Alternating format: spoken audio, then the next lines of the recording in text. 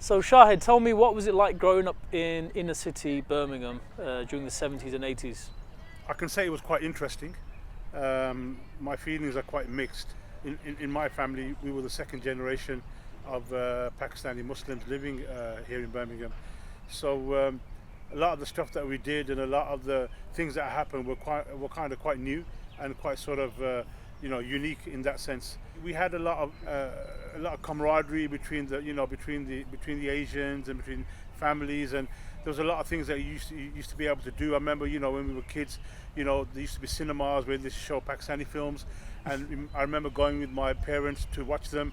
My mum making samosas and pakore and stuff, and we'd go there and watch these black and white films. Yeah. And there was that kind of family atmosphere, because obviously a lot of people, were quite new to the place, so it was kind of created that kind of thing.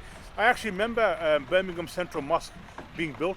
I remember when it was just a piece of land, and I remember them putting the foundations in. I mean, that was one of the first purpose-built mosques in Birmingham. I remember as a kid we used to finish school and we used to run across the road and play on the actual building site while it was still a building site, and then we used to get chased off and stuff. Unfortunately, at the same time, parallel to all of that, there was also the whole issues with racist gangs and organizations like the National Front.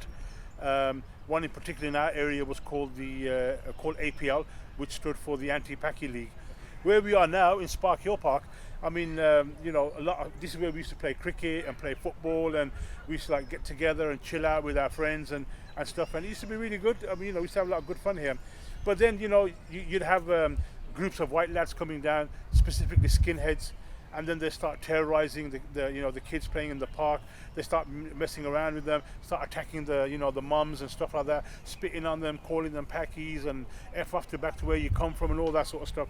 So this was kind of going on a low level in the background, but because obviously we were fairly young, there wasn't any kind of reaction to all of that, because a lot of the stuff we weren't aware of. But as we became aware, then things started to sort of well, why is this happening? And questions started to be asked. And then in our conversations with all the other kind of stuff, this conversation started happening. So when you're discovering your own identity, I guess. Yeah. I am the new owner. Oh no, not on the nickname. Please, I am no nickname. I am Pakistani. Different color altogether. You're all the same to me, Sabu. Please, no politics. Now, what can I be doing you for? We have lovely pumpadums, curry powder, green figs, groundnuts. Listen, haven't you got any English food? English food round the back. Round the back? Oh, yes. We must cater for the masses. The masses? We are the masses. Not in this neighborhood. Only last week, 28 Pakistani families moved to the beach road. 28 Pakistani families? How many houses did they sell? 2. 70s and 80s Britain viewed the Asian community as a weak people. TV shows such as Love Thy Neighbour and In Sickness and in Health, starring Alf Garnett, only reinforced that. Kevin O'Who? Not Kevin O'Who, Kevin O'Grady. Yeah, he's Irish. Packy Paddy. And what part of Ireland are you from then? Burnt Cork?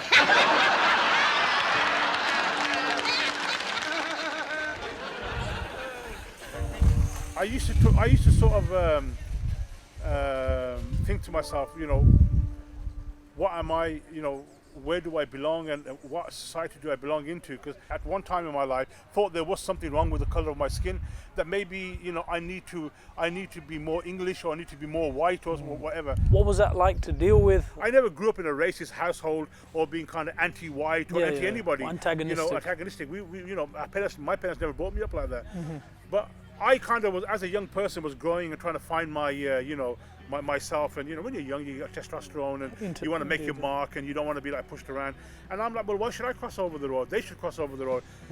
I've got as much right to be here as anybody else has. So you formed a gang called the Lynx. It just kind of happened, because we were a group of lads that used to hang around together anyway. I think because in those days we'd watched a couple of films and stuff like that. I remember quite an influential film on us was the film The Warriors. I think that's where we kind of got the idea about why don't we give our gang a name. We chose the name Lynx because Lynx is a wildcat, which comes from the family of the lion. but it's not as big as a lion. So because it's smaller, it's quite vicious.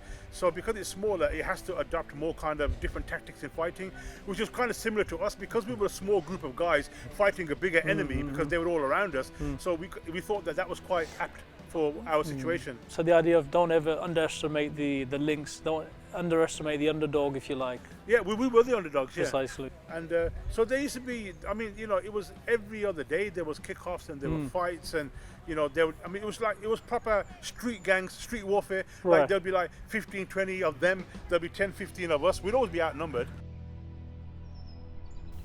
Listening to Shahid's stories about his childhood in the 70s, I felt a nostalgic sense of unity within the Asian community. Being a third generation British Pakistani myself, I feel I've taken for granted the struggles that my grandparents and parents had to endure before me.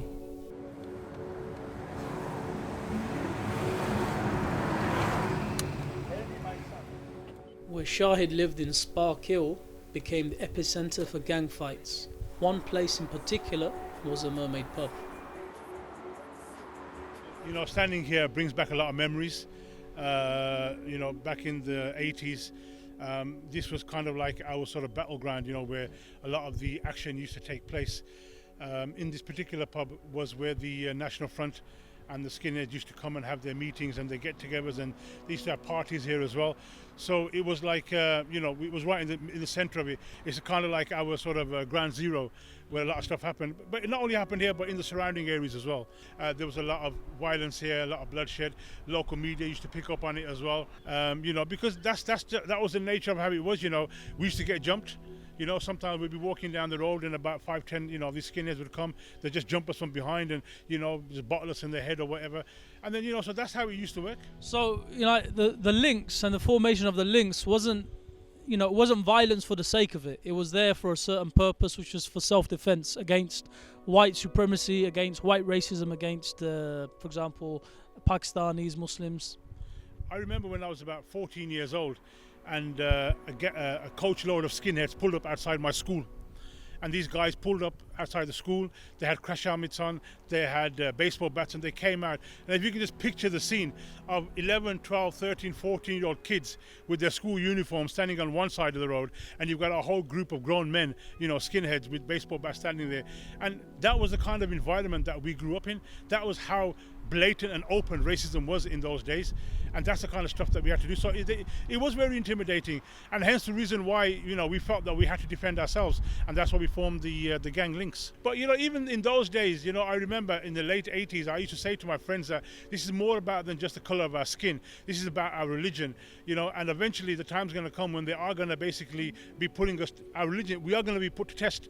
And you know, subhanAllah, if you look now, you know, look how much we're being put to test with the rise of Islamophobia and racist attacks, and with what's going on. You know, Muslims are being murdered by these racist people. We've had a murder here in Birmingham of Uncle Salim a couple of years ago, where he was stabbed coming out of the mosque after prayer. So, you know, it's all it is that mindset has never changed. It's still there. It's just developed and evolved. How did a lot of the racism you received from the local people and local groups like the skinheads reflect in terms of institutional racism? Did you see that the police were bothered to protect ethnic minority communities at the time or not?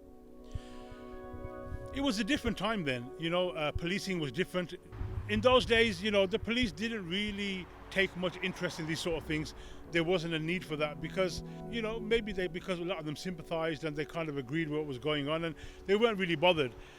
So that was one of the reasons why we had to set up the gang, because all these things were happening against our families, against the kids and in our areas, but nothing was being done about it. The police didn't come down, they didn't arrest anybody, they wouldn't deal with these things.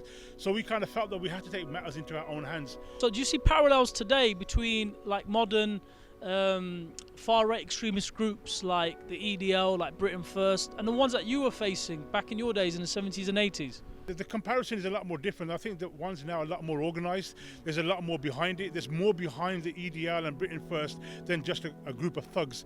You know, there's a political element to it. There's a business element to it. You know, and there's a bigger scheme going on here. You know, these people are not stupid. they know they can't use the race card because there's too many laws in place that are going to have them shut down if they're blatantly openly racist.